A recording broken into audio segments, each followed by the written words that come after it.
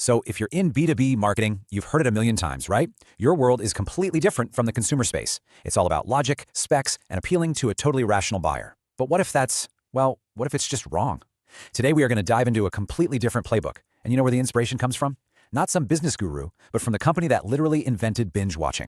All right, let's get right into it. For decades, the entire B2B world has been built on this one single assumption.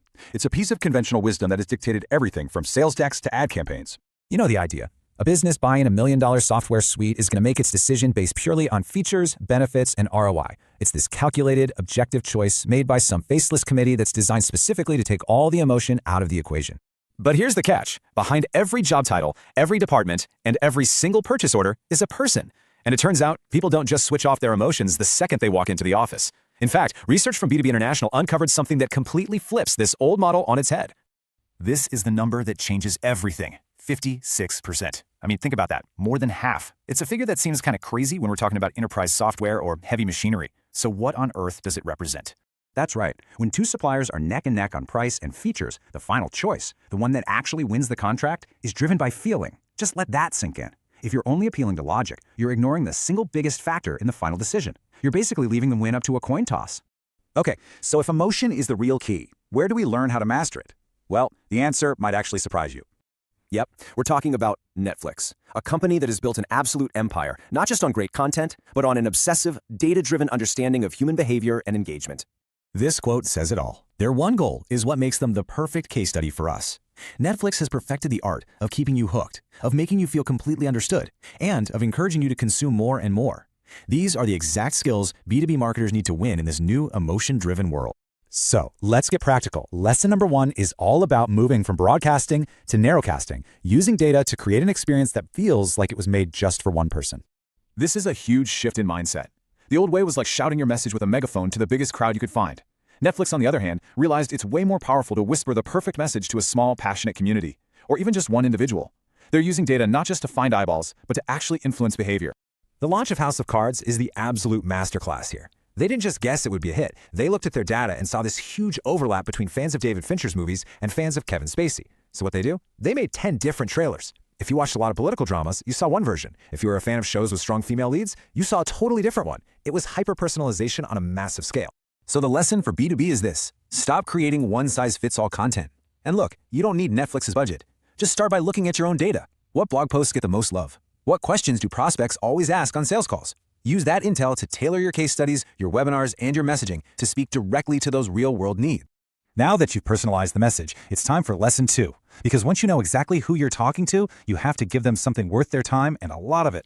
Here's another fascinating number for you: 76%. So what's this about? Well, according to a study by Pardot, it reveals this huge and often underestimated appetite among B2B buyers. This totally shatters the idea that B2B buyers just want a single white paper and they're done. No way! They're on a journey, and they are hungry for information.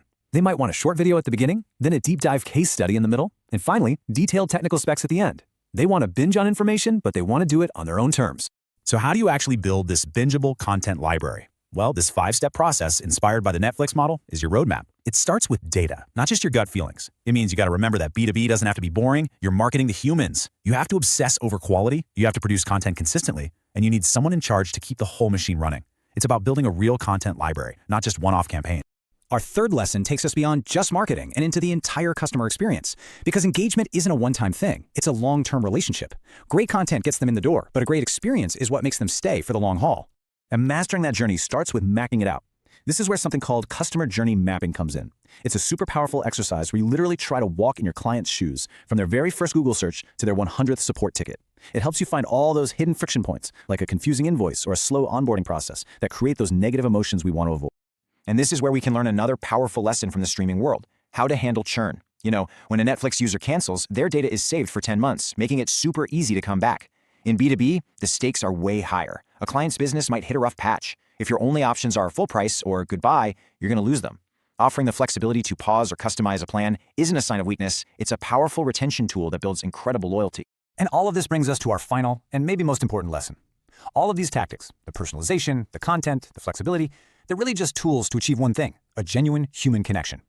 Remember that 56% figure from the beginning? Well, this is what it's made of. A major study found that these 4 emotions, trust, confidence, optimism, and pride, are the dominant drivers in the final B2B supplier choice. It's not about spreadsheets. It's about feeling trust in your credibility, confidence you can deliver, optimism about the future, and pride in partnering with you.